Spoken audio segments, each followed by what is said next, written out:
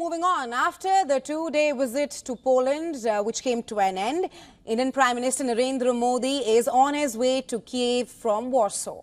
On Thursday night, Prime Minister Modi departed from Warsaw to board a train to Kiev.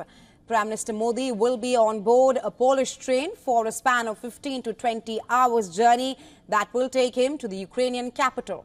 Well, the exact details of the journey and time of Prime Minister Modi's arrival that have not been shared for security reasons. An Indian Prime Minister's visit to Ukraine is the first in nearly 3 decades since both the countries established ties. And there's a close eye for all sorts of emerging signals, especially as the meet comes in the backdrop of the Ukraine-Russia war.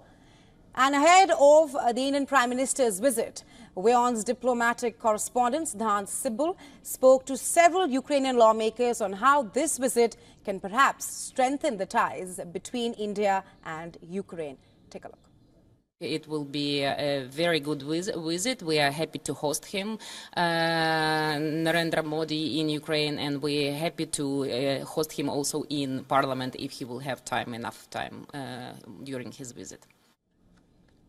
Indian diaspora in Ukraine is also looking forward to Prime Minister Modi's visit. Many of them see a glimmer of hope amidst the turmoil. We explore how this visit could shape the future of Ukraine and perhaps offer fresh perspective on the ongoing Russia-Ukraine war. Well, Modi's Ukraine visit will come nearly a month after he met Russian President Vladimir Putin in Moscow. The two traditionally close allies had met on a day when Russian missiles pounded Ukraine, killing scores of people. Zelensky had described the meeting as a huge disappointment and a devastating blow to peace efforts.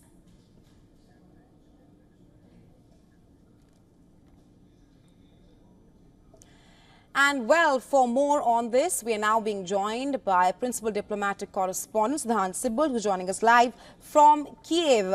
Hi, Siddhant. Prime Minister Modi will be visiting Ukraine in just a short while from now. He's en route Kiev, a first visit by an Indian Prime Minister in nearly 30 long years. What is the mood like on the ground and how are the preparations looking like? Well, essentially, in a short while from now, the Indian Prime Minister Narendra Modi will be here in Kyiv. This is indeed a historic visit, the first visit of an Indian Prime Minister to Ukraine since the country's independence and, of course, since the war, essentially. A lot of hopes, expectations. It's a short visit, but essentially a visit that can see a lot of outcomes in terms of India's support to Ukraine.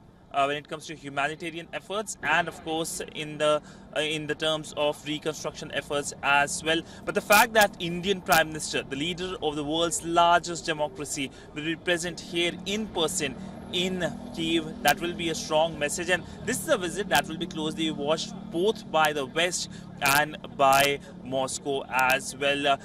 There will be an expected press statement as well, something that we are looking forward to. And the diaspora, of course, is very enthusiastic, hoping to get a glimpse of the Indian Prime Minister. There isn't much diaspora left in the country since the war broke out.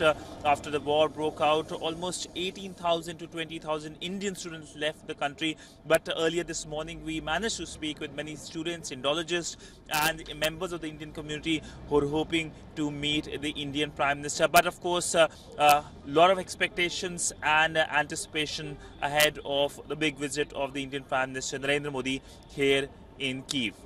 Absolutely, Siddhant. The Indian diaspora, they say in Kiev that Prime Minister Modi's visit perhaps offers a glimmer of hope amidst the ongoing war with Russia. But ahead of his visit, Prime Minister Modi clearly said that this is not an era of war and a solution cannot come on the battlefield. This is also Prime Minister Modi's third meeting with the Ukrainian president. Talk to us more about how this historic visit by Prime Minister Modi will place India as a peacemaker in the ongoing Ukraine-Russia war. Well, India's stance since the war broke out has been one of neutrality, but Indian Prime Minister Narendra Modi has sent specific messages which are seen as policy statements. These are statements like that this is not an era of war, which was told by the Indian Prime Minister to the Russian President in 2022 when both leaders met on the sidelines of the SCO summit in Samarkand. Then, of course, we know that the Indian Prime Minister has time again said that this is not an era of war. Other than that, he said that dialogue and diplomacy is the only way forward. Any solution cannot come when it comes to both sides sitting together in terms of not on the battleground but on the dialogue table. So these are the statements. In fact, in Poland, the Indian Prime Minister twice has reiterated about how dialogue and diplomacy should be the way forward, both at the diaspora event and, of course, the press statements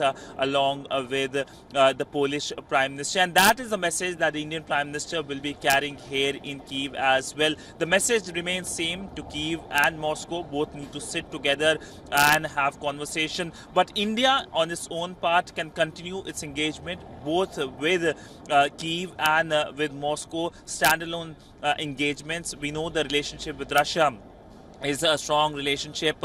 Defense, energy are pillars, but that hasn't stopped New Delhi to reach out to Ukraine.